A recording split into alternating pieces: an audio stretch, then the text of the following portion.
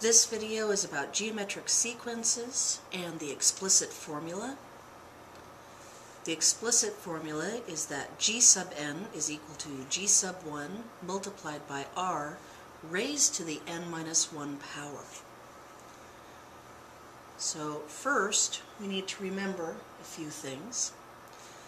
G sub 1 is the first term in our geometric sequence. R represents the common ratio. Remember that if you're doing division, it'll be a fraction. N is the term number. So maybe you want the 8th number in the list, or the 12th number in the list, or the 50th number in the list. So let's try an example. If I have the sequence 50, 10, 2, 2 over 5, going on to infinity, what's happening to each number? That's right, I'm dividing by 5. So I need to ask myself, first of all, what's the first term in the sequence? G sub 1 happens to be 50. And I need to find my R value, my common ratio. Again, I'm dividing by 5, so that's going to make my common ratio 1/5. So there I have G sub 1 is 50, and my common ratio is 1 over 5. Now I'm going to take that information and I'm going to plug it in to the explicit formula.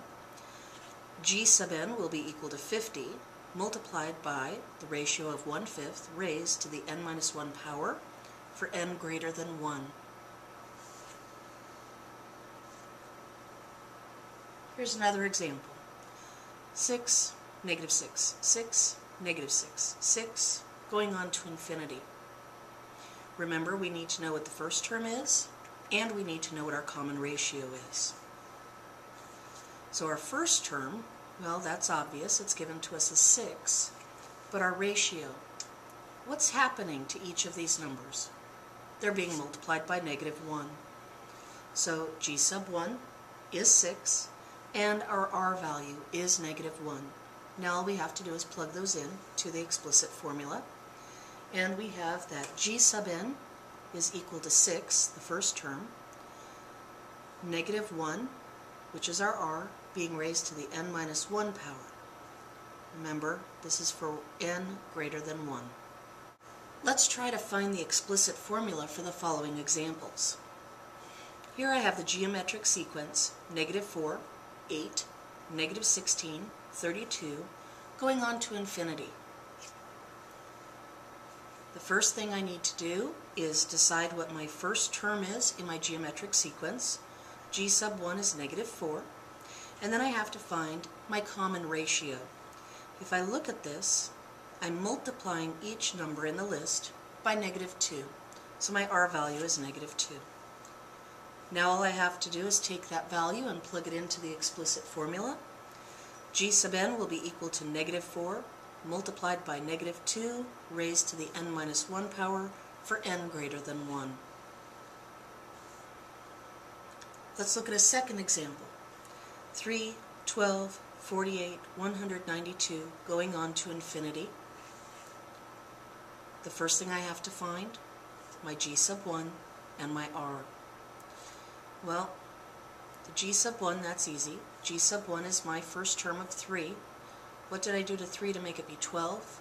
What did I do to 12 to make it be 48? That's right, I'm multiplying by 4 each time. So g sub 1 is 3 and the r value is 4. So now I can write my explicit formula. G sub n is equal to 3 times 4 raised to the n minus 1 power when n is greater than 1. I forgot that on my last example. Make sure that you include that as part of your explicit formula. Let's look at a third example. 5, negative 1, 1/5, negative 1 over 25, going on to infinity. The first thing we need to find is g sub 1. What is that? That's right, it's 5. Then we need to find the common ratio. Well, the numbers are getting smaller. So our instinct is it's division. But remember, we're looking for a common ratio, so when we get division, we write it as a fraction. Because I'm dividing by 5, I'm going to use the ratio of negative 1 over 5. Notice that the signs changed. That's how I knew I needed a negative. And again, because it was division, I knew I needed a fraction. Now we're just going to take that information and plug it into our explicit formula. And again, I forgot to write down that n is greater than 1. So we have g sub n is equal to 5, the first term, multiplied by our common ratio of -1/5 raised to the n minus 1 power.